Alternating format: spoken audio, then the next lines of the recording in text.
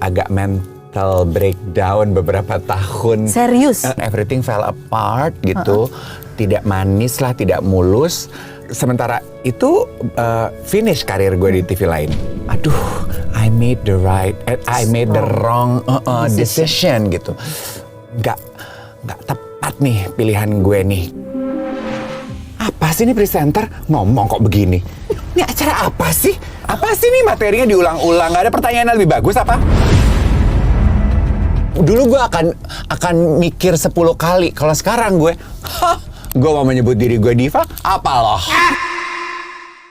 Buat mereka lu apa? Not only that I have 2 fathers, I consider him as a father and a mother. My life is very special.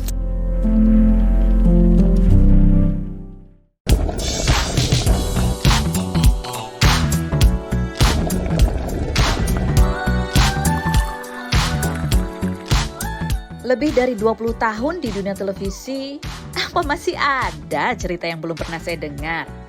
Oke then, let's spill the tea.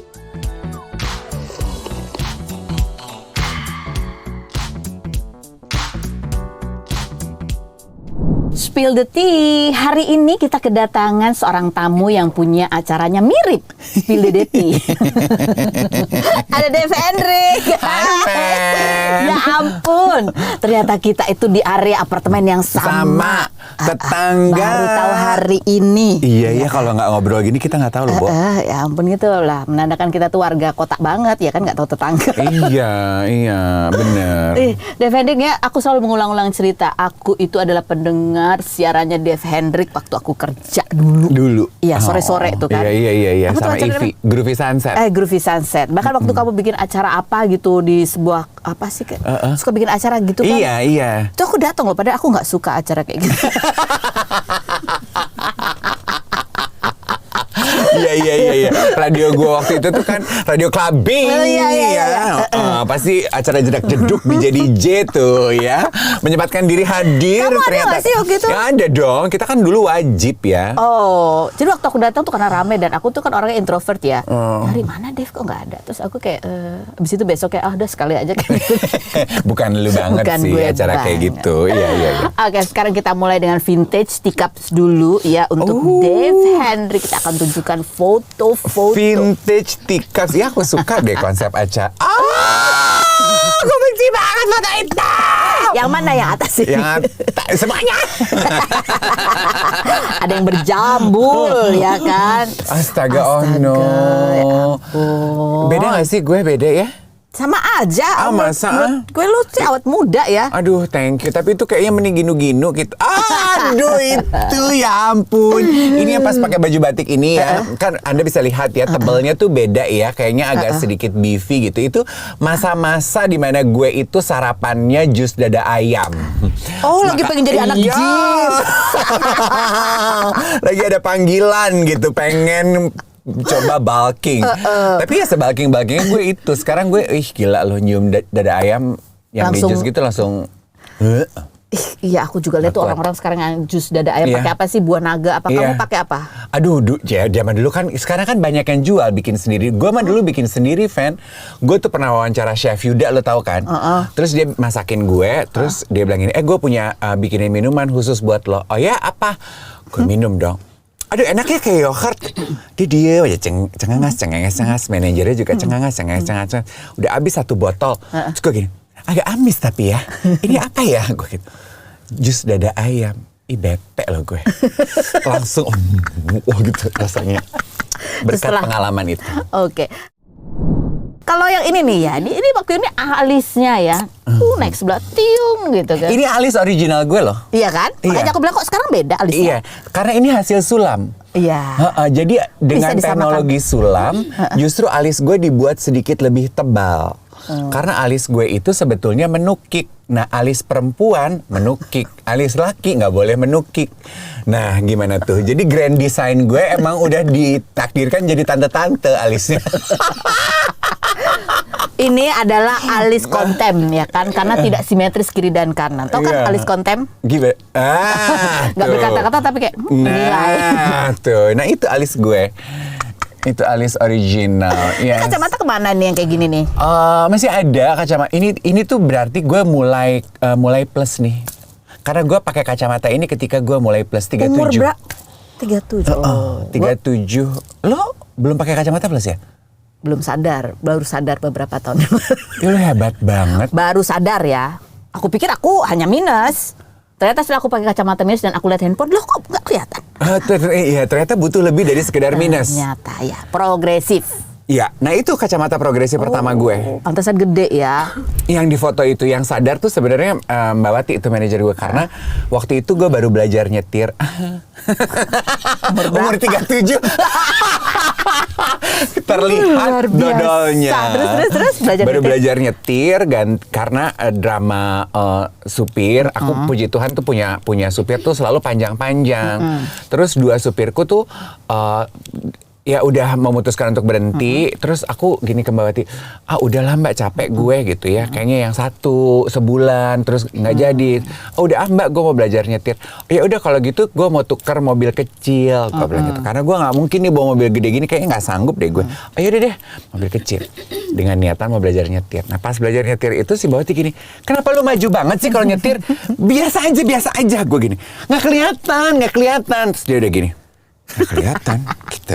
Terus menurut dia, gue tuh makin kalau baca cue card di atas panggung dia gini, jangan terlalu jauh cue cardnya. Gue gini, apanya terlalu jauh? Jadi gue paling sebel ya kalau di atas panggung dikasih kode gitu, gue paling enak. Ganggu gitu. Gini, apanya sih yang deketan? Gue baca tuh makin gini. Terus segini aja tuh nari tulisannya tuh kayak goyang-goyang. Jadi kan gue jauhin lagi. Ini enak nih gitu. Jauh banget sih gini. Kayaknya waktunya lu periksa mata. Gue gini, kenapa emang, Bo? Kayaknya lu udah plus. Ya udah, gue ke dokter. Plus berapa? 37 plus 1.25. Lumayan ya. Sekarang udah 150. Bu, nambah. Sejak pandemi kayaknya nambah ya? Enggak, katanya persiapan masuk 50 tuh secara teori akan 150 sampai 175. Aku lagi ngecek aku berapa ya. Lihat pantesan tulisan di handphoneku gede-gede. Iya. Tapi memang susah ya belajar menyesuaikan diri pakai kacamata progresif tuh nggak gampang. Nggak enak, iya. Aku sekarang kalau nge-MC juga aku takut. Aku kan jarang nge-MC ya. Oh iya, karena udah jadi ibu bos. Begitulah rezeki itu diatur. Kalau lagi TV ada, ya itu off air nggak bisa dikerjain. Supaya bisa dikerjain sama orang-orang kayak gue. Yang nawarin dikit banget emang itu. Tapi begitu itu ada aja gitu. Iya. Sekalinya betul, ada, ya kan? Lihat cue card panik langsung. Ini pakai kacamata apa gue? Sekarang ada loh Softlens Plus. Ada, serius? Bagus. Ada Softlens Plus. Alhamdulillah. Informasi tersebut aku dapatkan dari Ari Kirana. Oh iya? Jadi untuk dia juga udah pakai. Udah. Untuk MC perempuannya tetap pakai bulu mata dan pakai eyeshadow. Kalau boleh pakai kacamata kita. Nggak mungkin ya. Softlens. Baiklah, nanti saya beli. Biar kelihatan normal dan muda. Iya. Peret. Tunggu, yang ini? Itu kayaknya tahun terakhir gue di Kiss. Oh ya ampun. Itu pesta anniversary Kiss terakhir ya di Musro. Lagi GR gitu-gitu deh. Terus, umur 25-an ya? Iya, aduh tirus sekali ya. Kayaknya belum ada semua baby fat masih pada tempatnya ya. All the fats in the right places gitu. Kantong mata juga masih damn you. Nggak ada. Alis menekik. Ember. Ya itu original tuh. Itu muka gue original. Pun. Ini kan masa-masa keemasan itu di mana? Waktu di Kiss ini termasuk masa-masa keemasan. Iya, itu termasuk lagi seru-serunya lah, seru-serunya kerja dan seru-serunya program. Ya kan pas di radio lagi booming sekali, terus ada di TV, ya kan bawain acara yang ratingnya bagus. Teman kerjanya juga menyenangkan, timnya juga waktu itu kan timnya kecil kan, Fan. Jadi tiap hari ketemu dengan tim yang sama kan kayak keluarga gitu. Iya, gitu. Jadi itu seru ya. Terus habis itu udah nih berhenti. Iya, berhenti. Itu mengalami ini nggak sih kayak apa sih gitu, kayak ada yang kurang gitu. Itu sih waktu berhenti sempat agak mental breakdown beberapa tahun. Serius? Berhenti karena sebetulnya pindah.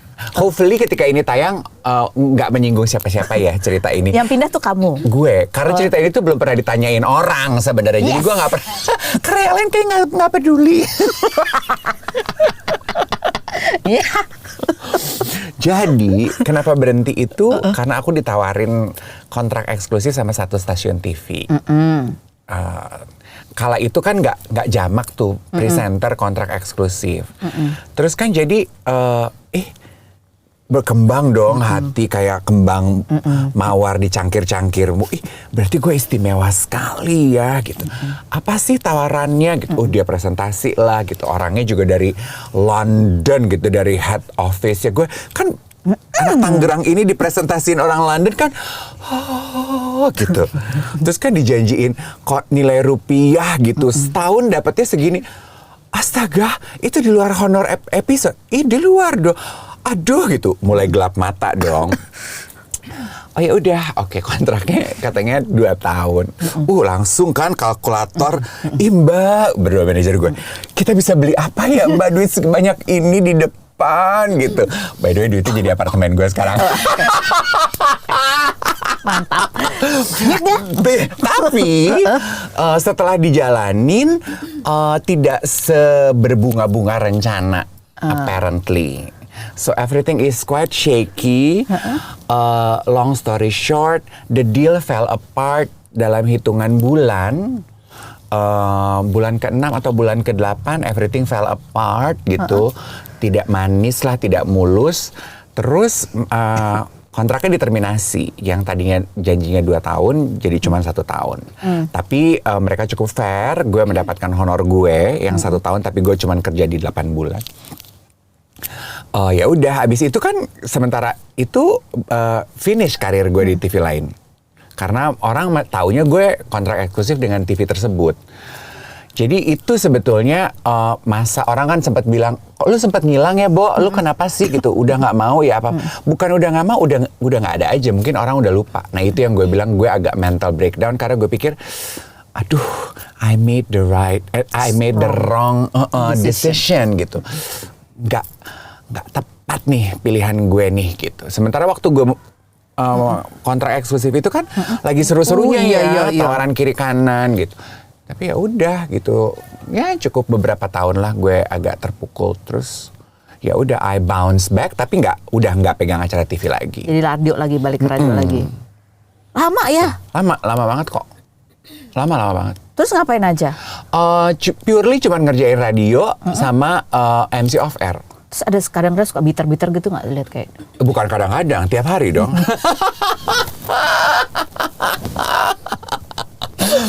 I stop watching TV karena kan orang kalau pahit hati gitu kan, gue tuh udah sampai di taraf dimana kalau gue nonton TV gue tuh gini, apa sih ini presenter ngomong kok begini, ini acara apa sih, bikin acara kok kayak begini gitu. Terus gue menyadari gue pahit tuh, ini apa sih? Nggak bener banget nih presenternya. Ternyata bukan acara yang gue komentarin, iklan. Terus gue gini, wah udah nggak bener hidup gue. Ya udah gue berhenti nonton TV. Awalnya tuh acara masih sehat ya. Yang gue komentarin acara. Lama-lama gue pikir gue bitter terhadap acara. Oh ternyata iklan. Lu pasti ngomentarin gue juga nggak? Oh ya udah pasti.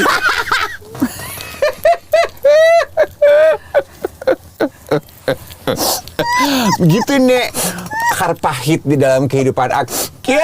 Apa coba apa? Ngapain sih ngomongnya mulutnya gitu ya? Iya. Apa sih nih materinya diulang-ulang? Gak ada pertanyaan yang lebih bagus apa? Gitu. Nanya tapi nggak didengerin. Gitu. Buat apa gue jawab? Gitu. Ngerti nggak sih teknik komunikasi? Kayak bener aja. Ini kelihatan banget dia nggak ikut briefing. Terlalu sibuk tuh presenter-presenter. Briefing nggak didengar. Cuma sekarang ya? Iya. Makanya briefing. Ups. Gitu. Itu dulu. Yakin itu cuma dulu? Sekarang sesekali.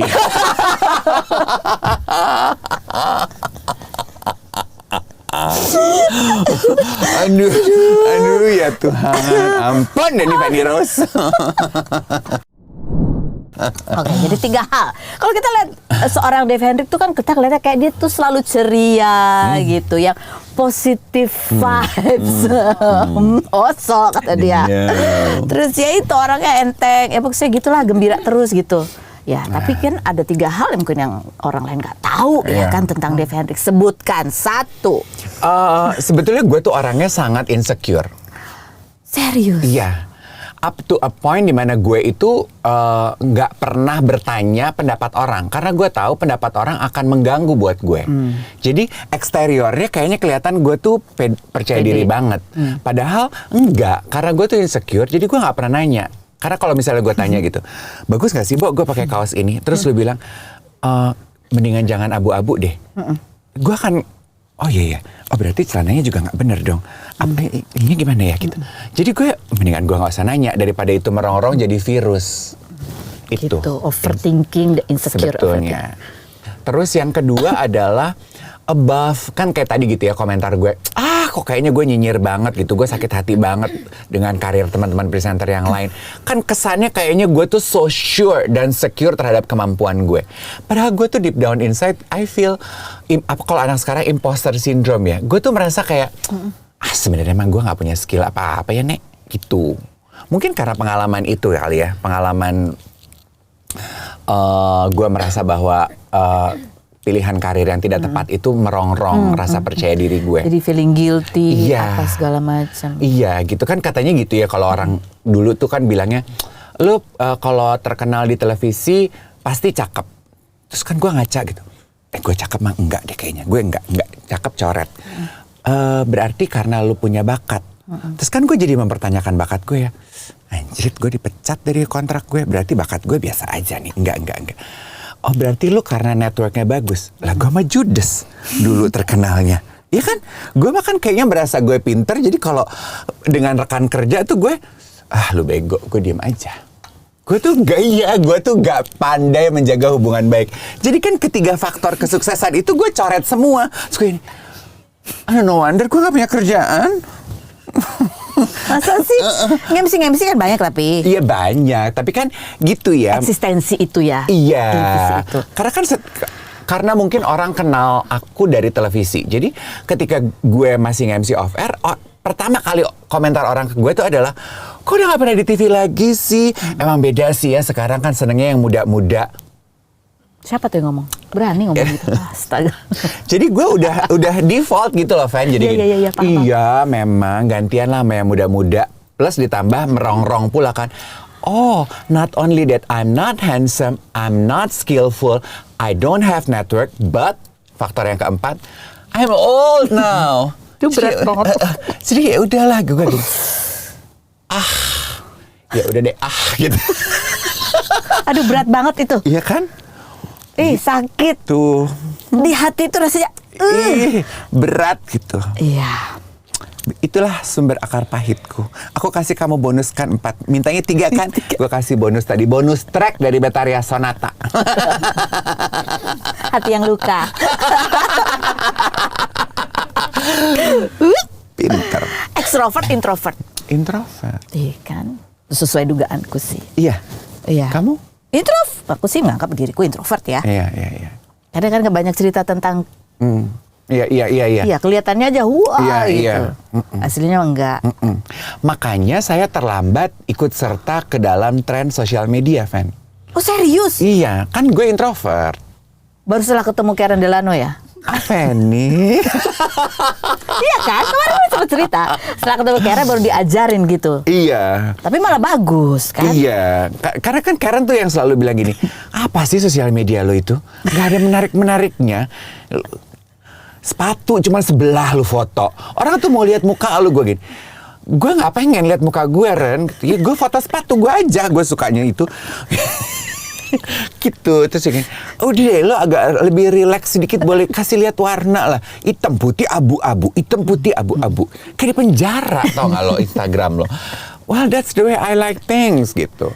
Tapi ya udah, sekarang ini gue belajar untuk lebih, ya udahlah gitu. Karena gue menyadari ya itu, ya udahlah Dave gitu, lo mau jaga apa lagi sih? 4-4-nya lo nggak punya. Ya udah.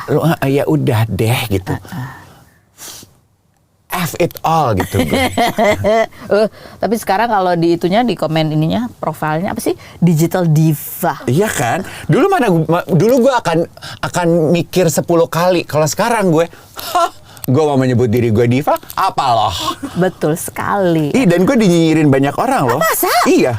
Karena Gitu. Siapa tuh yang memberikan judul itu, Kak? Diri gue sendiri. Gue bilang gitu. umur berapa yang berani komen? Ya itu milenial itu. Siapa tuh Kak yang ngasih titel itu? Gue sendiri. Gue bilang gini, lu juga mau? Pakai aja gue. Apa pengen yang lain? Gue bisa loh bikinin buat lo. Bikinin gue dong.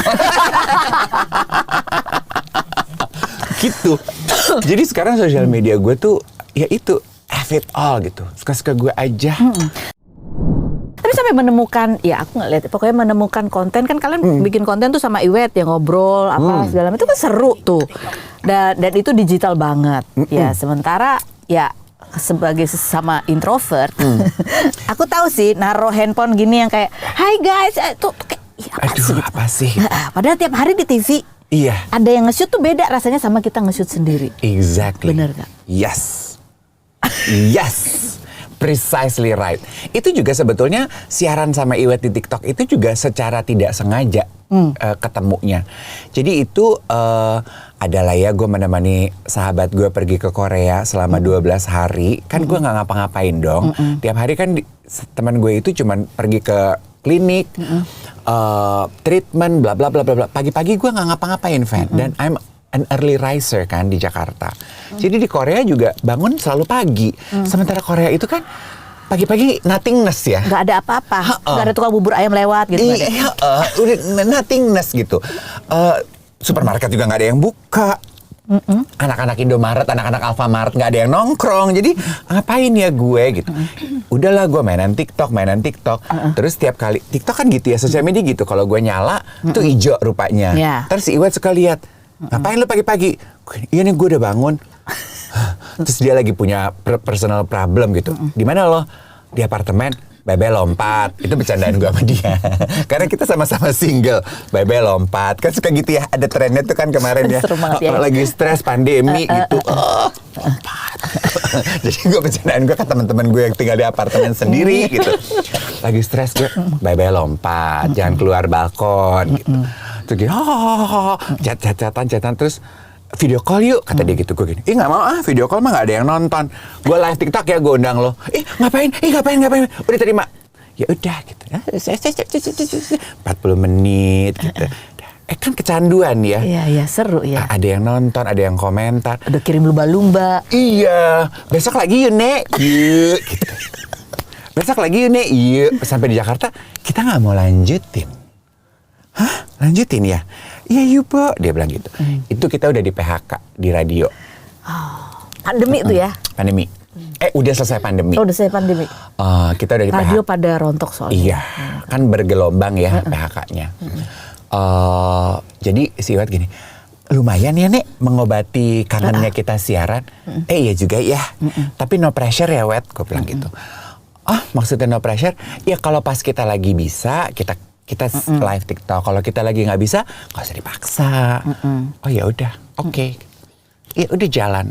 Itu bisa dapat berapa itu dari stiker-stiker itu? Ya ampun, Kak Feni. Aku kemarin pergi liburan keluarga ke Bali. Oh iya. Lumayan kan? Lumayan. Tapi aku jalan kaki ya ke Balinya dari Jakarta.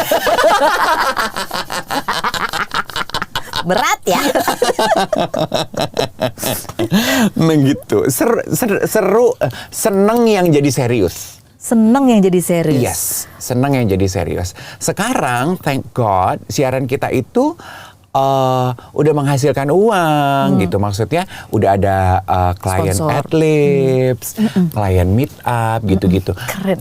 Receh tapi karena warungan gitu, cuman kita bertiga yang ngerjain dan it's our passion, project idealis gitu ya. Jadi seru nih Nek, dapat segini bagi-bagi gitu. Nikmat gitu rasanya. Terus tema-temanya itu yang bikin? Nggak ada kayak lu gini. Makanya tadi gue tercengang-cengang. Wow, Feni Rose punya tim sendiri. Gue enggak. Ini masangnya nih, cak gitu dong. Enggak pakai janjian. Enggak pakai nggak pakai skrip, nggak buka laptop. Kan orang pada mikir, lu baca beritanya sambil buka laptop. Gue tuh nggak bisa, buka laptop baca berita tuh gue nggak bisa. Gue buka laptop cuma buat transfer bulanan sama deadline tulisan sebulan sekali. Udah that's it. Terus Jadi udah ngomong aja begitu buka handphone live, ya udah ganti-gantian aja. Oh, jadi nggak buka laptop baca beritanya ya, koran. Orang jadul banget ya. Old school. Ya. Gitu. Gitu ceritanya seru.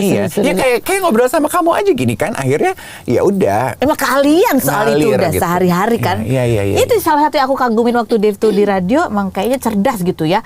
Pilihan diksinya itu out of the box. Aduh, betul. Kayaknya. Padahal aslinya mah nothingness isi kepala gue.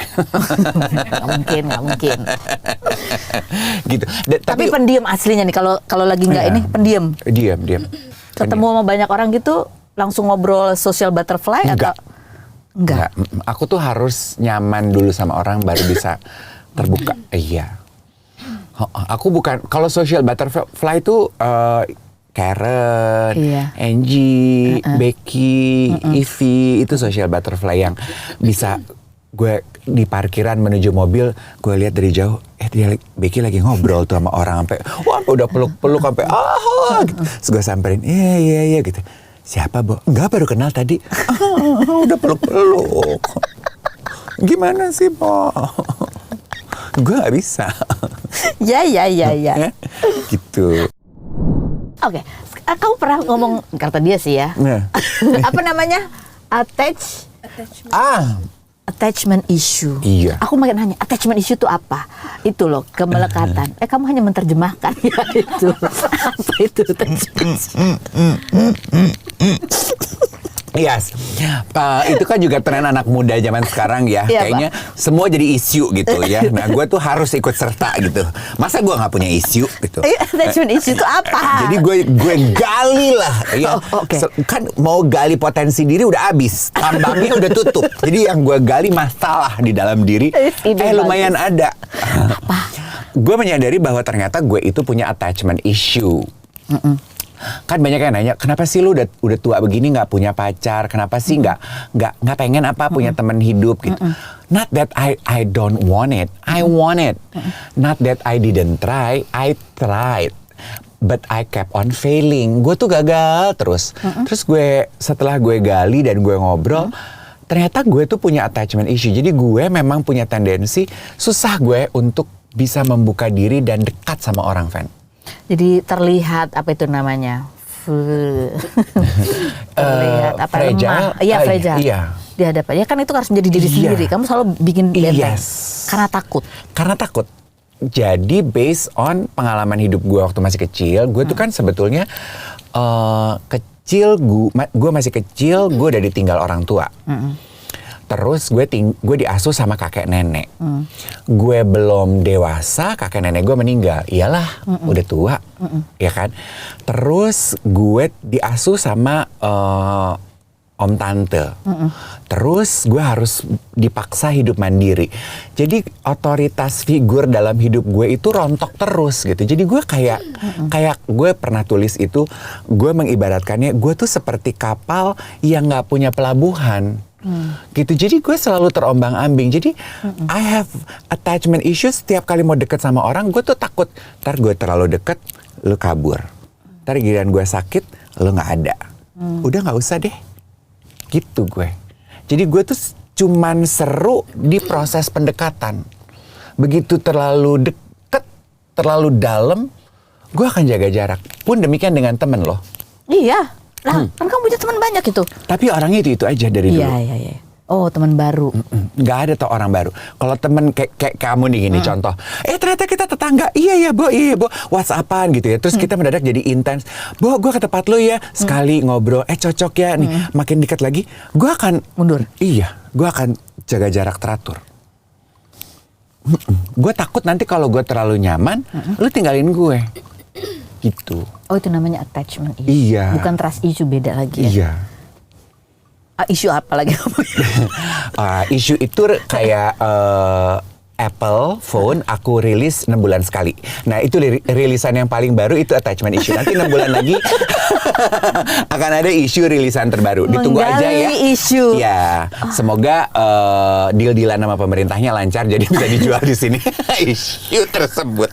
Tapi nggak mencari sambil kamu menggali gitu ya? Nggak tahu gimana cara mengatasi itu sehingga atau enggak udah kamu embrace aja itu? Enggak, sebetulnya ini juga pemahaman ini tidak segampang ini gitu. Ini juga proses terapi panjang waktu gue putus dari hubungan gue yang terakhir.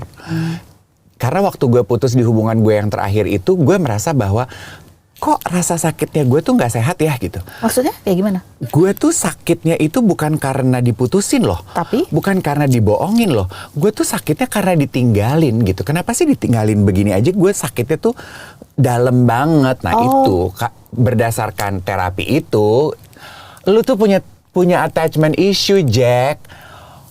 Oh itu tuh namanya itu ya gitu. Tapi jadi mengumpul semua tuh rasa sakit dari yang dulu itu dikumpulin di satu momen. begitu kecolek itu semua Ke-trigger. Yes. Kebuka semua.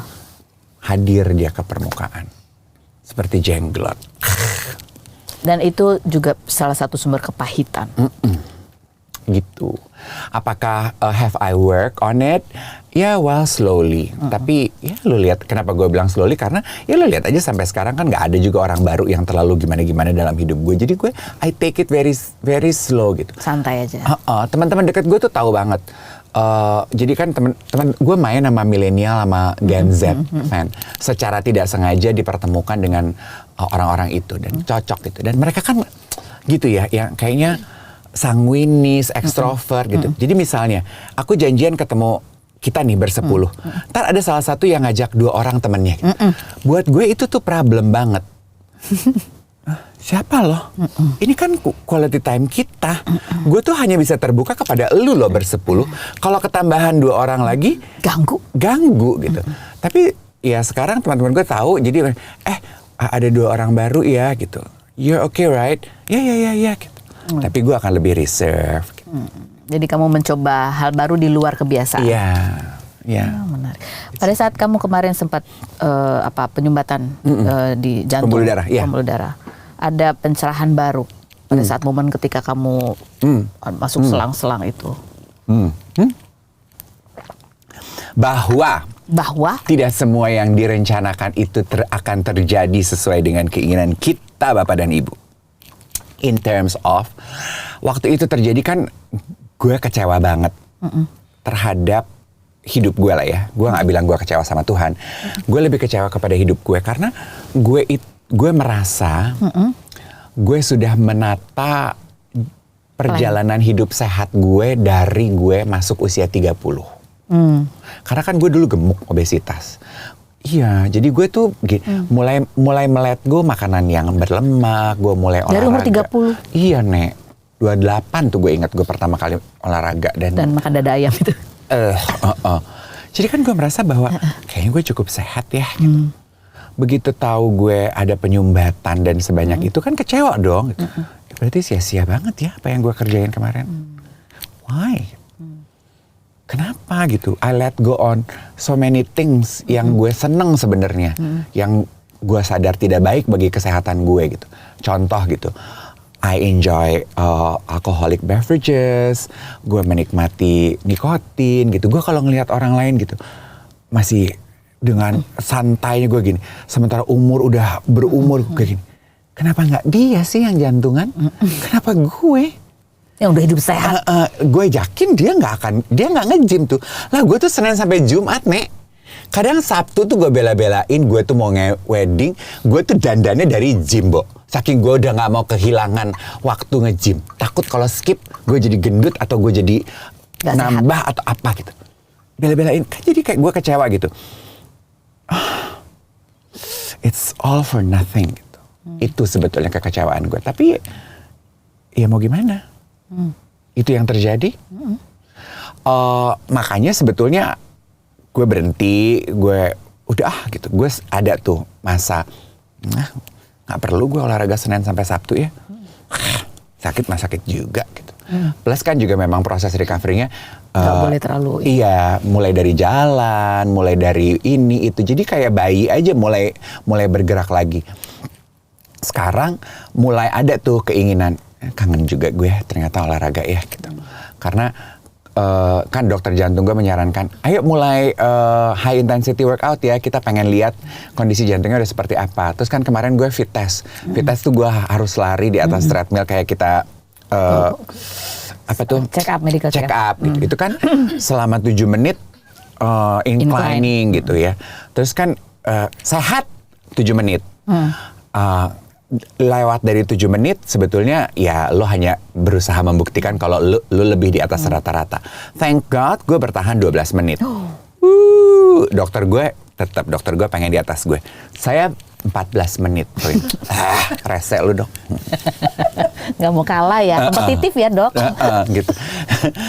Nah semenjak itu gue gini, kan itu endorfin ya. Kangen juga ya gue olahraga. Gitu. Jadi sekarang gue kembali ke gym tapi gue nggak punya target tertentu gitu. Ya untuk Iya. santai aja lah, nggak punya target harus apa atau di drive oleh ketakutan. Iya. Jadi gue olahraga karena emang pengen aja gitu. Happy aja. Karena jangan disalahartikan ya. Jangan terus yang nonton podcast Spill the Tea sama Fanny ini langsung bilang, ngapain kalau gitu gue makan sehat? Ngapain kalau gitu gue berhenti? Ngapain kalau gitu gue olahraga? Tuh buktinya si batu itu tetap aja gitu ya, banci tua. Tetap aja ada penyumbatan gitu ya. Don't take it that way gitu. My life story might be different than you. Yeah. Justru lihatnya gue yang udah olahraga tiap hari aja masih. Apalagi. Lu yakin lu enggak? Gitu. Yeah, which now I know kenapa gue kemarin itu rajin berolahraga. Karena waktu di Black itu dokter gue bilang, recovery lu tuh cepat banget.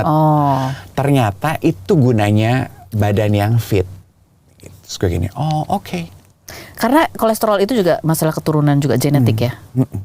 Kolesterol aku tuh sebetulnya hanya 1 poin di atas normal. Jadi 201. Aku 138. 100? Iya. 220-an. Teman aku yang tidak perlu kita sebut namanya hidup dengan hampir 300 bebe aja, nggak ada penyumbatan up until today. Pasti mungkin masalah yang lain kali. Iya, tapi itulah namanya maksudku. Aku belajar menerima emang jalan hidup orang tuh beda-beda nek gitu. Jadi jangan terlalu uptight gitu ya. Iya. Santai aja lah. Iya gitu. Itu sama kayak tadi pagi tuh di siaran aku sama Iwet, ada yang nanya gimana sih caranya bikin rencana pensiun. Karena rencana pensiun. Karena kan banyak nih yang mengalami gelombang PHK kan. Jadi banyak pekerja kantoran yang bilang, apakah ini waktunya ya Om untuk saya berhenti dari kerja kantor saya tuh pengen pengen buka bakery loh gitu, daripada nunggu di PHK gitu. Gimana ya cara menentukannya gitu. Lagi ngomongin gitu, terus gue sama Iwet berandai-andai, kita tuh juga nggak pernah ya terbiasa ngomongin rencana pensiun, pengennya apa ya, pengennya apa. Terus ada komentar yang masuk gini, lucu ya ngedengerin yang usianya di bawah 50 tahun bikin rencana kalau pensiun mau ngapain. Asal Anda tahu, rencana itu tidak akan terwujud juga. Jadi ngapain bikin rencana? Terus gue sama Iwet gini, ouch. Iya sih Pak. Karena kan yang komentar gitu pasti umurnya di atas 60 kan. Dia kan ngeliat kita gini, ya Allah, nih budak piik ngomongin pensiun tahu apel loh gitu. Lo boleh bikin rencana belum tentu terwujud. Gue bilang gini sama Iwet, iya sih Pak. Memang rencana dalam hidup itu tidak akan terwujud. Tapi ya emang seneng gak sih bikin rencana? Iya. Ya ada yang senang bikin rencana sih. Daripada nggak punya tujuan gitu, kita kayak betul. Kayak TOKAI di Ciliwung gitu, ngambang aja gitu. Terpugu mau kemana? Dibawa ke kiri ya ke kiri, dibawa ke kanan ya ke kanan. Pada waktunya dia akan luruh gitu. Terberai. That's not going to be me. I need to know where I'm going gitu. Iya. Tapi artinya bahwa ya bikin rencana tapi nggak usah terlalu tegang. Iya. Gitu, nggak usah terlalu stres gitu ya kan. Itu sebetulnya kata kuncinya gue. Gue tuh very uptight. I'm a very uptight person. Kamu kontrol freak. Yes. Saking kontrolnya bahwa kadang-kadang nggak ada kontrol, udah tinggal freaknya doang. And it runs in the family. Aku kan cuma berdua ya sama adikku. Adikku juga is an uptight individual and also a control freak. Kalau dari hasil terapi aku, psikologisnya bilang gini, no wonder. Ya karena emang dari kecil lu harus terbiasa mengontrol kehidupan lu sendiri. Gue begitu takut akan ketidakpastian dalam hidup. Karena gue udah settle sedikit dalam hidup, Berubah lagi. Iya, berubah lagi. Jadi gue kayak gitu. Makanya gue itu sangat tidak suka dengan hal baru. Gue tuh sangat suka dengan rutinitas. Makanya tempat fitness gue itu aja. Trainer gue itu aja. Jam latihan dan jenis latihan gue ya udah cuman itu aja. Gitu. Manajer gue itu aja. Tempat tinggal gue yang tadi kita bahas ya udah itu aja. Itu warga lokal lama. Nggak suka gitu ganti-ganti. Padahal orang kreatif, tapi dia punya rutinitas yang ya, tapi bagus lah. Ada sesuatu yang rutin, jadi lu punya energi buat yang kreatif itu tadi. Bener. Kalau coba kalau semuanya dia kreatif, ya kan? Aura-aura sih. Mungkin karena gitu ya. Makanya yang lucu dari hidup itu adalah cerita hidup dan pengalaman hidup. Karena ternyata itu yang membentuk kita gitu. Karena hidup gue mungkin tidak berbentuk gitu. Jadi gue I cling on kepada tight schedule, kepada a sense of form yang bisa gue pertahankan dalam hidup gitu.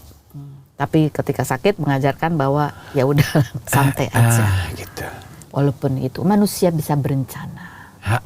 Tapi ya kita nggak pernah tahu. Iya. Jadi jalanin aja. Iya. Gitu. Karena begitu once ya udah jalanin aja. Ya udah gitu, belajar untuk menikmati apa itu as it is. Ternyata jauh lebih menyenangkan ya di musim ini. Musim ini.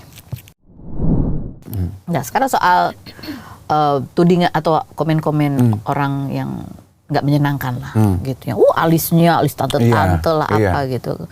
Dulu itu masalah banget. Dulu masalah banget. Sekarang masalah aja. Tetap masalah tapi ya. Masalah. Itu yang gue seneng ya, maksudnya. Oh ternyata kalau kita pengen belajar tuh selalu ada aja hal yang bisa kita pelajari ya. In terms of gara-gara TikTok tuh, gue menyadari bahwa oh ternyata gue tuh masih harus belajar untuk mendengar, membaca, melihat komentar negatif orang terhadap diri gue ya gitu. Dulu gue pikir, gue tuh artis udah dari tahun kapan kali, udah biasa kali gue diomongin begitu. Ternyata begitu sosial media, atau apa lu mengenai gue ngomong begitu gitu. Oh, sebuah pengalaman baru. Iya, kita kan begitu kan. Iya. Kayak pasar bebas gitu, kita tuh kayak iya. Iya kan, kita tuh gitu. Dan aku banyak menemukan orang-orang lama lah, orang-orang lama. Iya. Yang reaksinya, dia kaget terhadap. Iya. Sementara anak yang Gen Z apa segala macam tuh sehari-harinya mungkin dia sudah hidup dalam lautan judge. Yes. Gitu. Itu juga hal baru yang netizen. Itu hal baru yang gue pelajari gara-gara TikTok. Pernah reaktif banget, pernah. Pernah awal-awal. Awal-awal gitu. Dan aku tuh sebetulnya juga kalau teman-teman follow aku di sosial media, aku suka jawabin kan sekali-sekali. Aku jawabin tuh sekarang, kalau dulu aku jawabin karena emosi. Sekarang aku jawabin not because I want to educate. Aku cuma mau ngasih lihat aja, Van, bahwa orang-orang kayak gue itu jangan selalu lu jadikan keset. Kita nih manusia juga yang kita bisa ngelawan loh. Jadi itu aja, gue tuh cuma pengen kasih lihat gitu. Kayak yang terakhir gitu ya, ada komentar tuh kayak beberapa hari lalu. Gitu. Iya. Yes. B lah depannya. Iya gitu. Terus gue lihat gitu, gue buka account-nya dia, terus gue lihat, dia tampaknya orang beragama ya, karena banyak atribut keagamaan di foto-fotonya dia. Oh, dia juga punya keluarga, dia punya istri, dia punya anak-anak. You know what I do gitu ya? Gue mengingatkan dia bahwa gue tuh sama kayak lo. Lo manusia, gue juga manusia. Jadi gue komentar di postingannya dia, istri sama anak-anak Bapak cantik-cantik sekali. Tuhan sayang ya, sehat-sehat semuanya. Berhenti, gone, disappear ya dari muka bumi ini. Ternyata being kind and treating people, showing people that I value you as a human being, that's why I need you to value me the same way, itu jauh lebih dahsyat daripada marah-marah. Itu sama kayak cara ketika gue belajar dari teman gue perempuan, dia bilang gini, makanya Nek, kalau ngomongin laki-laki deh, jangan tersinggung ya. Ini yang dilakukan teman aku, belum tentu terjadi pada kehidupan rumah tangga Anda. Dia bilang katanya, supaya laki gue nggak selingkuh, di screensavernya gue gini, lu taruh foto lu. Ya Bo, kalau foto gue mah nggak ngaruh. Dia enek kali ngeliat foto gue. Gue suruh dia taruh screensavernya foto anak-anak. Jadi kalau dia ngapa-ngapain, dia lihat tiap kali ada notifikasi muka anaknya. Dan perempuan yang mau macem-macem, kalau mau tukeran nomor sama laki gue, yang dia lihat bukan muka gue, muka anaknya. So that's what I do. Kalau ada yang komentar jelek kepada gue buka akunnya, gue cari foto dia sama keluarganya, gue komentar, gue love. I see you as a human being, you need to see me as one too. Hebat sekali. Iya kan, Nek? Ya kalau aku blok. Iya sih. Gue blok nanti, gue lihat dulu. Dia udah lihat belum ya? Oh iya. Blok biar dia nggak bisa balas. But it works like magic gitu ternyata. Ternyata semua orang yang jarinya itu kreatif, cepat di sosial media itu, ketika kita ingetin dia bahwa lu tuh punya anak, lu punya istri, gue tuh sama kayak anak sama istri lu, Jack. Manusia juga, bukan tempelan dinding ya kan? Dia Iya. nggak punya perasaan gitu. Iya. Ciao. Oke, sekarang kita ke yang berikutnya. Kita tunjukkan. Mana nggak ada fotonya, tapi ada satu foto yang belum yang rambutnya keriting. Ya, aku cuma menunjukin doang. Kurus ya? Iya. Tapi sekarang juga kurus kan? Mana lebih kurus? Iya. Cuman ini Lebih muda. mengingatkan pada masa-masa dulu itu ya. Iya. Oke, ada foto-fotonya di insert tapi kita mau nyebutin nama. Mana sih? Ya, sebutin aja nama-nama. Skripnya mana nih? Oke, baik. Rame soalnya. Hah? Ya, teman-teman kamu lah. Banyak ada Ivi Batuta. Ada Iwet, ya kan? Ada Sophie, ada Becky. Sophie, ada Becky. Gengges. Iya. Gengges. Nah, ini adalah orang-orang lama ya. Ada Willy Prioko. Iya. Berdelapan. Iya. Ersa Mayori, Indra ya. Iya, gengges. Iya, sebelum sosial media itu. Oke. Nah, ini di antara kalian ini kan udah dari lama tuh, teruji ya persahabatannya dari lama. Enggak, sekarang udah berantem. Agak drifted apart karena punya masalah satu sama lain. Enggak sih sebenarnya, ya karena kehidupan enteng ya, kehidupan berlalu gitu, cerita kehidupan berlalu gitu ya. Ada dramanya, ada Pasti. berantemnya gitu, dan pasti sumber masalahnya ya salah satunya masa bukan gue, ya gue lah ya. Kalian masa punya grup, bukan gue. Punya grup WhatsApp gitu. Bubarlah, bubarnya karena siapa? Masa bukan karena gue? Kirain ya, grup WhatsApp ada subgrup WhatsApp. Karena gue lah salah satunya. Kan gue orangnya emosional dan serius? Iya, dan itu juga termasuk gambaran gue, attachment issue gue. Kita berdelapan itu we became family kan. They were there waktu gue mengawinkan adik gue. Kita tuh, aduh, gitu banget, saling bantu, perjalanan karir, perjalanan hidup, thick and thin gitu. Pokoknya pegangan gue banget ini, teman-teman gue ini. The funny thing about life is nggak pernah ada yang stay kan, nggak pernah ada yang stagnan. Terus waktu berjalan, plus mereka kan udah punya keluarga ya, Van. Itu juga yang aku pelajari. Mereka lama-lama yang menjadi prioritas keluarganya dong. Gue nggak terima gitu. Kok lo nggak terlalu punya banyak waktu lagi sih buat gue? Attachment. Ketika mereka sedikit menjauh, I take it as a sign. Oh, kalau lo udah nggak sayang sama gue, ya udah nggak apa-apa, Bo. Gue aja yang cabut. Gitu. Sementara mereka gini, lo kenapa? Bukannya semua baik-baik aja? Gitu. Asli gue ya. One day one time gitu gue pamit dan membubarkan grup itu. Guys, udah setahun ya kita gak ketemu. Dan gue capek menjadi orang yang selalu minta waktu untuk berjumpa. Aku bubar ya, aku pamit. Gue sambil kardio di Fitness First gue keluar. You know where to reach me if you need me. Ceting.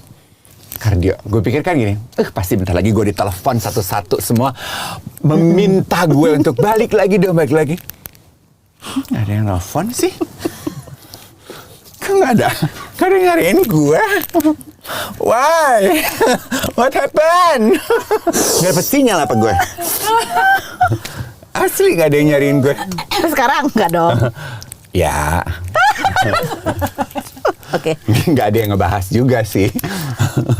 Sofi Navita, Ivi Batuta, Begi Tumeu, Indra Herlambang, Ersa Mayori, Iwet, Willy Priyoko. Ini berapa ini? Iya. Ini kita absen ya.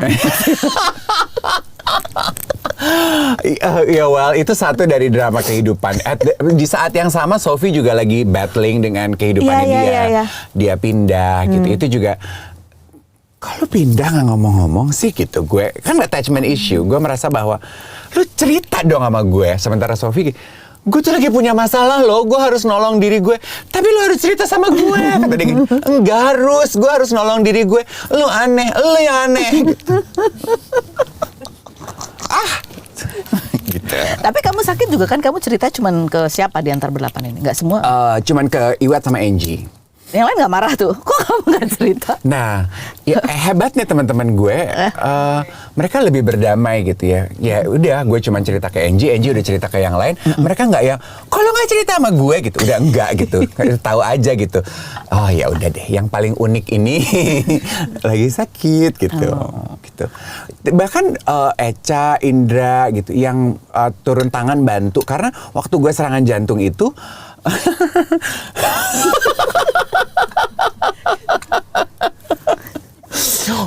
Kan gue mau nanya gini, lu belum pernah serangan jantung ya? Pertanyaannya belum pernah flu kan gitu ya? Seringan itu gue bertanya. Tentu belum dong ya, knock on wood, Tuhan jaga untuk tidak. Gue kan juga sama, Fan. Gue tuh belum pernah serangan jantung gitu. Jadi waktu masuk UGD, dokter bilang gini, serangan jantung. Gue gini, oh oke. Gini deh dok ya, just tell me what to do. Gue bilang gitu. Saya harus minum obat apa, saya harus ngapain abis ini, karena besok saya harus ke Bali. Hah? 3 hari lagi ya. Besok saya harus nge-MC gitu. Abis itu saya harus ke Bali. Jadi saya harus terbang. Masih boleh terbang kan? Boleh dong kalau udah minum obat. Flu apa?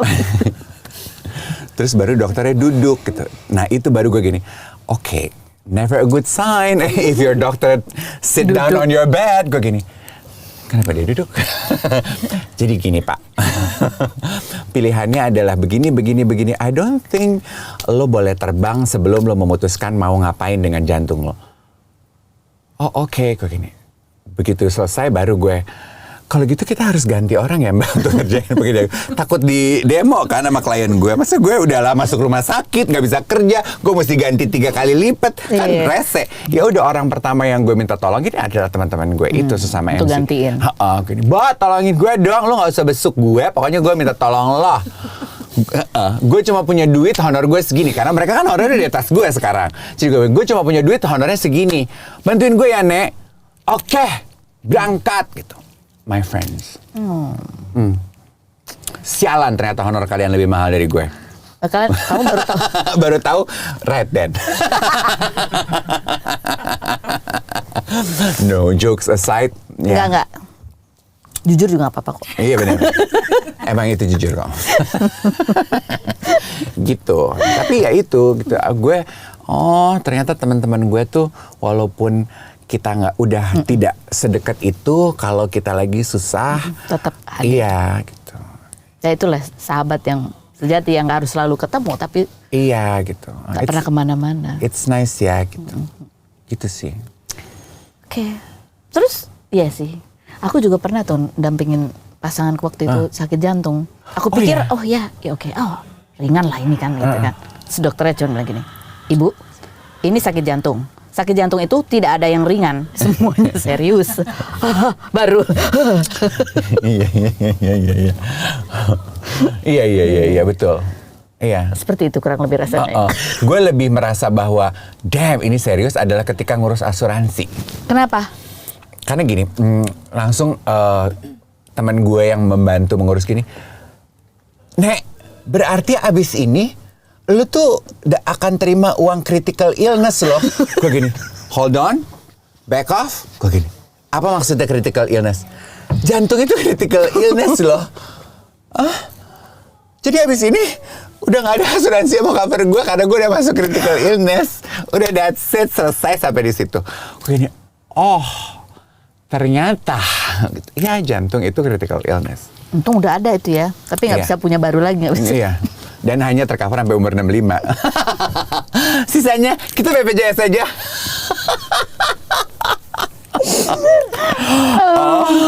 Oke, lanjut berikutnya. Foto yang mau kita tunjukkan adalah tapi kamu sama teman-teman ini ya pada saat yang kamu lagi di mode pahit itu ketika berhenti dari TV. Ini kan ada teman kamu yang sampai sekarang ini masih di TV. Ya Allah, Highlander Infotainment ya. Iya, gitu betul. Ya. Indra Herlambang.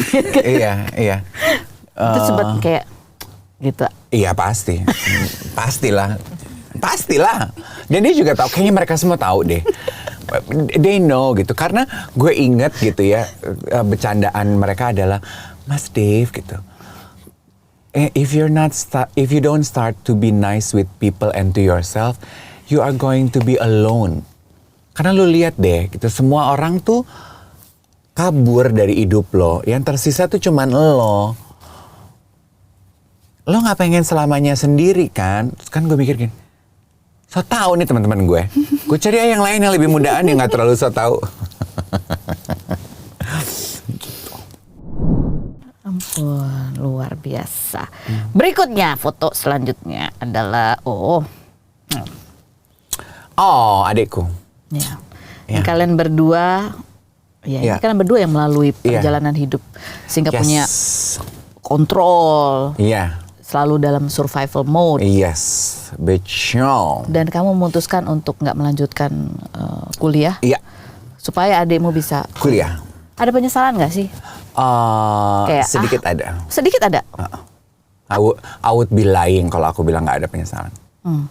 Apa? Ada. Kebayangnya kalau seandainya kamu lanjut kuliah, apa yang beda? Mungkin gue agak sedikit bisa lebih sombong. Aja sih. Pengen lah ya kadang-kadang gitu kan. Iya gitu. Itu menjadi salah satu penyebab insecure juga? Enggak sih. Sayangnya enggak ya. Karena gue juga banyak yang mikir gitu ya gini.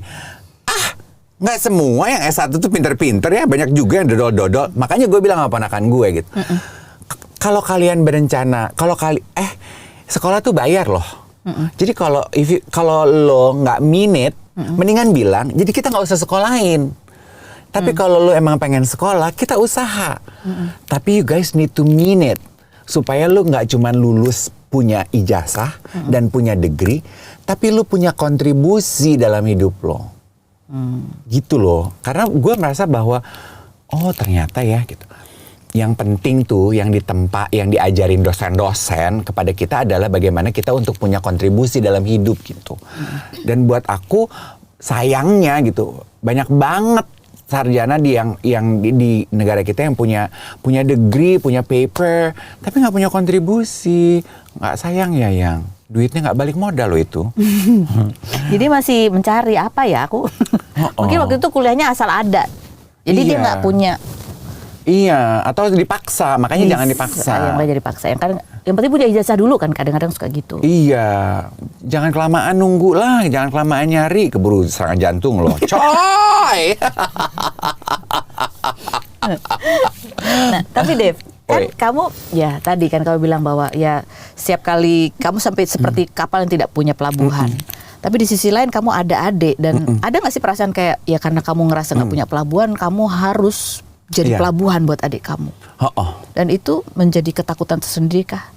Karena kan kamu seperti tiangnya gitu. Iya betul.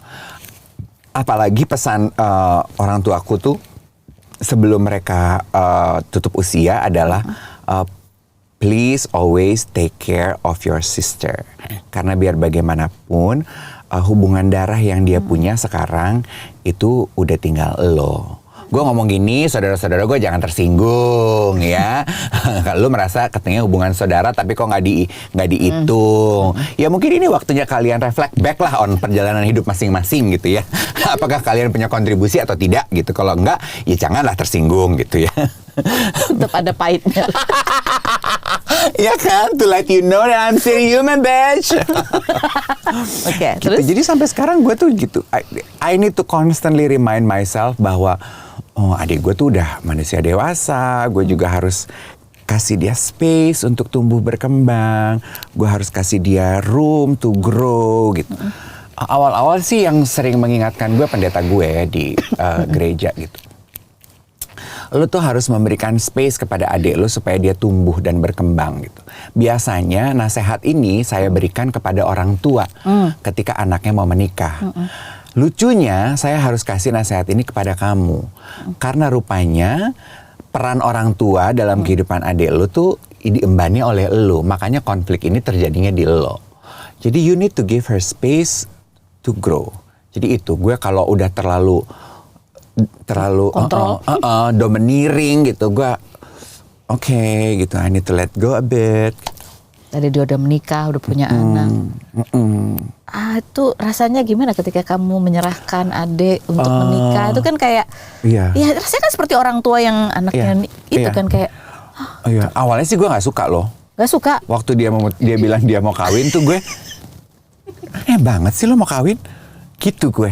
Kenapa gak suka ketika adik lo bilang mau nikah? Karena gue merasa lu tuh rencana lu ganggu deh. Kita kan udah berdua gitu ya.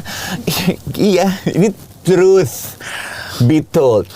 Waktu itu kan kerja, aku karena kan nggak punya rumah ya. Jadi hal pertama yang aku tanamkan di kepala aku adalah kerja untuk buru-buru beli rumah. Karena konsepnya di kepala gue adalah gue pengen buru-buru punya rumah supaya kalau ada apa-apa, supaya kalau ada apa-apa kita nggak kemana-mana. Kita nggak bisa diusir. Oh, I'm not saying bahwa kita diusir. tapi ada perasaan insecure gitu ada pasti. Gitu. Gue pengen punya rumah gitu. Jadi waktu pertama kali kerja teman-teman gue trip keliling Eropa gitu, Ivy gitu. Ayo nek kita pegang duit gitu. Kita keliling Eropa yuk. Nggak aneh gitu. Beli mobil yuk nek. Nggak aneh gitu. Karena gue pengen punya rumah. Terus anyway beli rumah di Bintaro, rumah kecil gitu. Yang ya udah manis cuma buat berdua gitu. Jadi buat gue hidup kita lagi enak nih gitu. Akhirnya kita bisa menikmati hidup enak nih punya rumah berdua. Seru iya gitu. Kok lo mau kawin? Ganggu kali rencana lo. Itu yang ada di pikiran gue. Terus gue inget gue syuting Kiss waktu itu. Kayaknya 1 hari setelah gue tahu adik gue mau kawin, kan darah muda kan, di set juga masih misu-misu gitu. Angie kan gini, kenapa sih lo? Gitu. Tamu gue Dewi Yul, Mbak Dewi Yul. Mau ngomongin anaknya yang mau kawin ya waktu itu ya. Udah pacaran mau kawin. Terus dia denger kan gue ngobrol sama Angie gitu. Gitu. Kenapa sih kamu, Dave? Adik aku mau kawin, Mbak. Nggak seru banget ya. Terus dia bilang, kalimatnya dia itu yang buat gue, damn. Dia bilang gini, Dave, agama kita mungkin beda tapi Tuhan kita sama ya. Aku akan kasih tahu di agama aku ya. Kalau di agama aku, kamu sebagai orang tua tuh dosa loh. Kalau anak mau minta kawin, kamu nggak izinin. Jadi dosanya tuh di kamu. Kamu mau bikin dosa. Wong adik kamu udah mau naik kelas kok. Kamu yang nahan. Ngapain? Terus gue gini. Baru mau mulai lagi gue ngobrol sama lo. Udah keburu sebel gue ngeliat muka lo, Mbak. Kan gue harus acting selama 1 jam kalau gue seneng liat muka lo. Bertanya gitu di acara gue itu. Mereka gue kesel gue gini. Lu gak bolo gue banget sih. Lu belain adik gue. Gitu. Jadi gue begitu selesai. Kamu sebel sama aku? Agak. Tapi ya udah. Everything sink in gitu. Terus adik gue kawin. Ya dan gue ya udah gue belajar untuk menerima proses hidup. Itu pasti sedih banget. Iya sedih banget. Sedih. Sedihnya tuh ternyata gue tuh takut. Kenapa gue nggak suka dia mau kawin? Karena gue takut.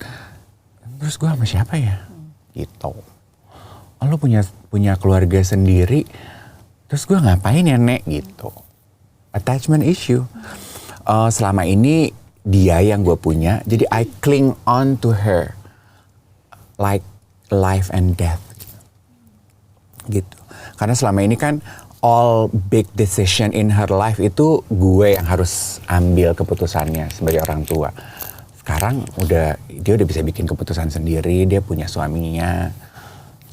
Jadi gue kayak emptiness mungkin ya. Terus gue apa ya gitu. Gue sama siapa? Iya, gue sama siapa ya gitu. Masih kerasa sampai sekarang?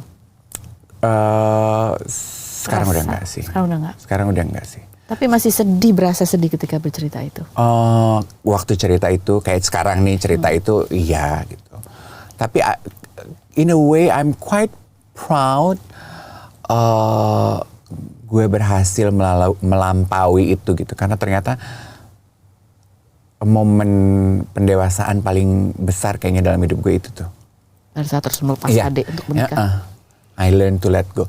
Kayak sekarang ini ya, kan banyak teman-teman gue yang single di usia kayak gue gini gitu. Mereka kan masih nggak mau keluar dari rumah orang tuanya gitu. Dengan dalih, orang tua gue butuh gue gitu. Terus kan mereka ngelihat gue gitu. Kok lu bisa sih sendirian? Lo gak kesepian apa? Ngapain aja lo gitu. Terus gue bilang gini, yang butuh orang tua lu tuh yang butuh tuh bukan orang tua lo. Lu butuh mereka. Karena lo belum bisa menerima hidup sendiri. Nah kebetulan gue udah bisa menerima, ya mungkin I will end up being alone.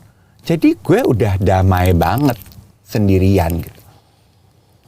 Gitu. Nah itu kesadaran itu gue terima ketika menikah. Iya, menikahkan adik gue. Terus gongnya adalah gue harus pisah, tinggal sendiri.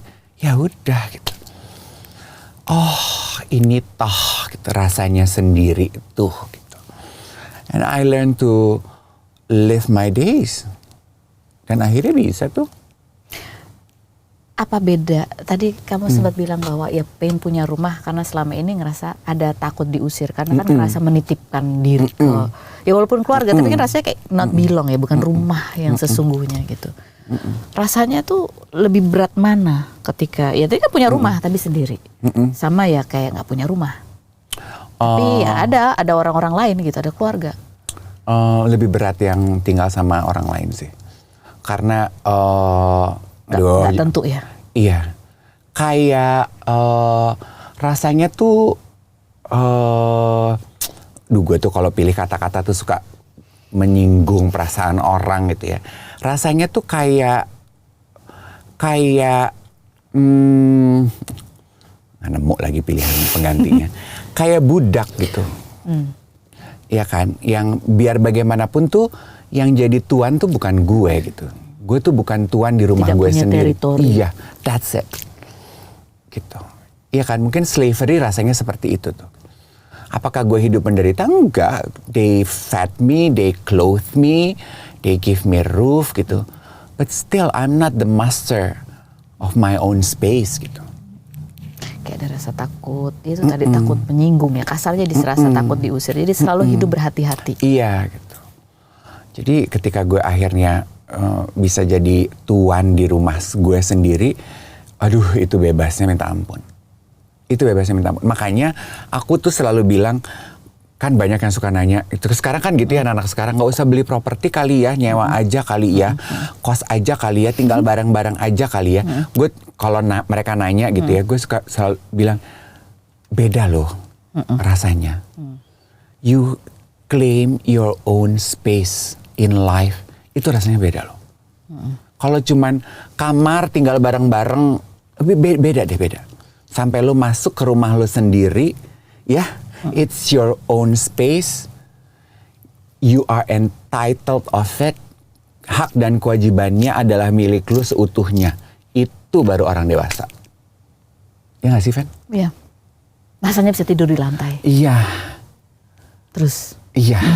suka-suka gue gitu. This is my space gitu. Bebas. Gitu, so yes. Terakhir foto terakhir. Yes. Ini adalah foto yang kamu sebut sebagai melihat foto keluarga yang pertama kalinya. Yes. Kalau lihat ini, apa yang kamu rasain? Lucu ya, aku juga belum pernah punya foto keluarga. Ini foto keluarga kita yang proper. Selama ini tuh cuman ya aku motretin mereka berempat. Atau mereka motretin aku sama anak-anak, sama ponakan gitu. Kita nggak pernah ada, karena selalu ganti-gantian aja gitu. Kan kalau difotoin Neni, difotoin ART tuh ntar nggak pernah proper lah gitu. Nah waktu foto ini tuh teman-teman gue yang ngingetin, Bo, ponakan lu tuh udah gede-gede, lu tuh udah makin tua. Udah waktunya lu punya foto proper, foto keluarga. Gue selama ini nggak pernah merasa punya urgency and significancy untuk punya foto keluarga. Buat gue tuh, gitu. Teman gue tuh bilang gitu ya, buat lo mungkin nggak penting, tapi buat ponakan lo itu penting loh. Karena ternyata gue sampai bikin tulisan karena gue penasaran, masa sih gitu. Ternyata ada researchnya tuh psikologis, secara psikologis, buat anak-anak tuh penting buat mereka melihat foto keluarga, supaya mereka tahu this is where they belong in the society. Nah, rupanya itu sebabnya gue menolak selama bertahun-tahun ini untuk punya foto keluarga. Jadi gue di rumah gue itu gue nggak pernah pajang foto keluarga, because somehow gue tidak pernah merasa I belong anywhere, you know. Gitu. Jadi this family picture is a big deal actually for us as a family, for me as a person. Karena akhirnya gue mengembrace fakta bahwa gitu. In my past life I have no roots. I don't belong anywhere. Tapi minimal di babak kehidupan, I hate it if I cry. Minimal di babak kehidupan ini gue bisa kasih bukti lah buat ponakan gue, you guys belong somewhere. Gitu. Itu sih, Fan.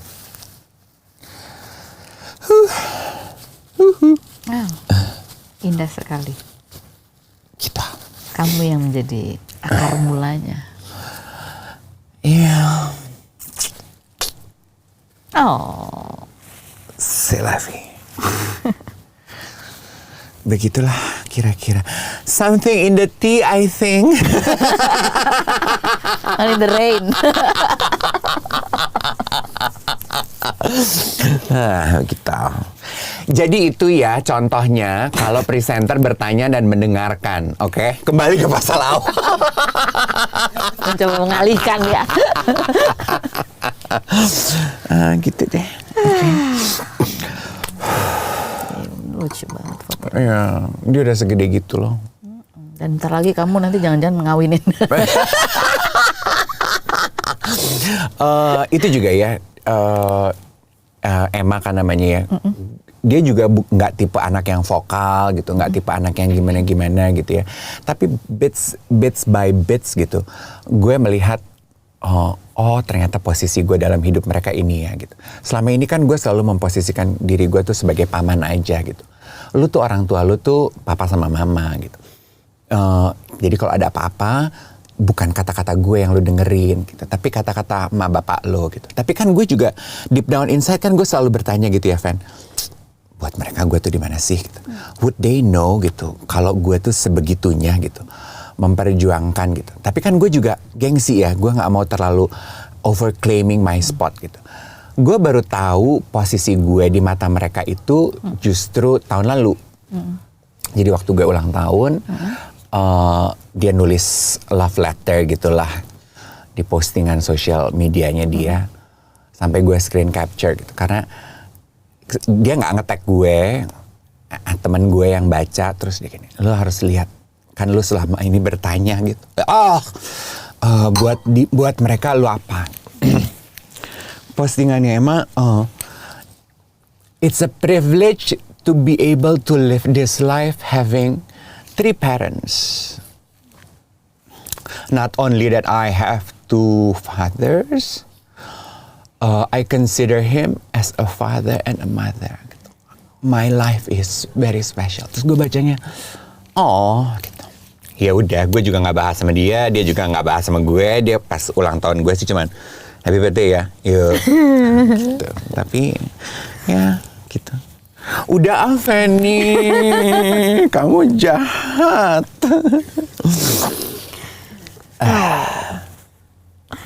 So beautiful. Begitulah hidup. Oke.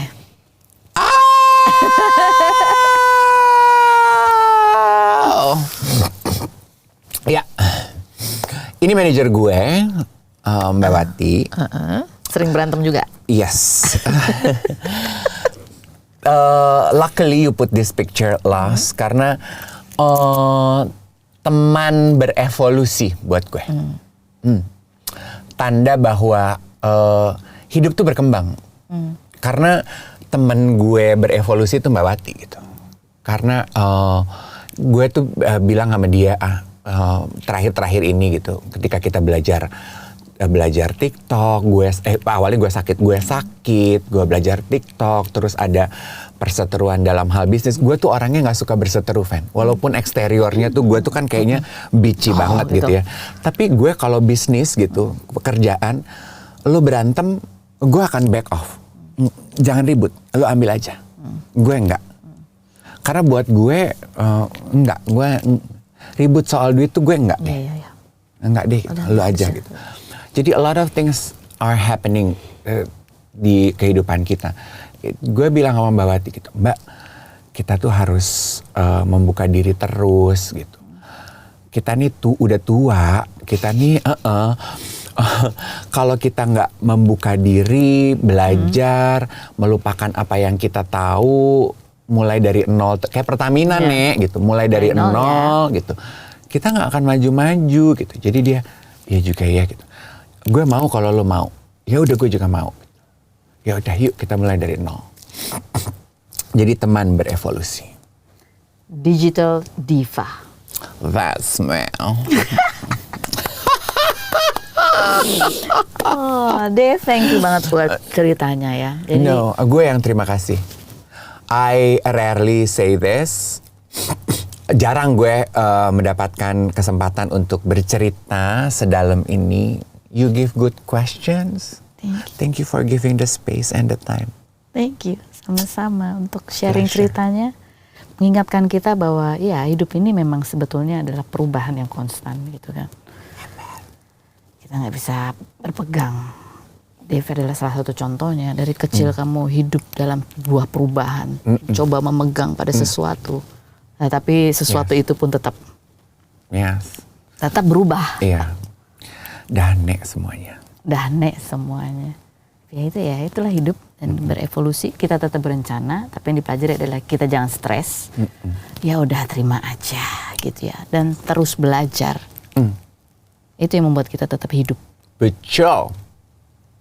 Diambil yang baik. Kalau Anda dengar sesuatu yang tidak disetujui, terima kasih banyak. Berarti kita masih berselisih paham. Berarti kita masih hidup, ya kan? Kalau semua udah sepaham, gak seru.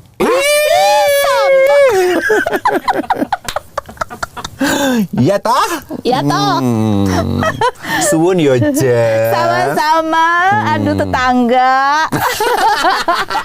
Terima kasih buat Anda semua yang sudah mengikuti perbincangan ini. Mudah-mudahan ada banyak hikmah manfaat yang bisa diambil. Berpikiran terbuka karena jalan hidup orang, pengalaman apa yang dia rasakan itu adalah ya memang subjektif dia rasakan. Tidak bisa dihakimi atau dinilai oleh orang lain yang memiliki perjalanan dan pengalaman yang berbeda. Spill the tea. Thank you. Bye everyone. Bye-bye. Okay then, let's spill the tea.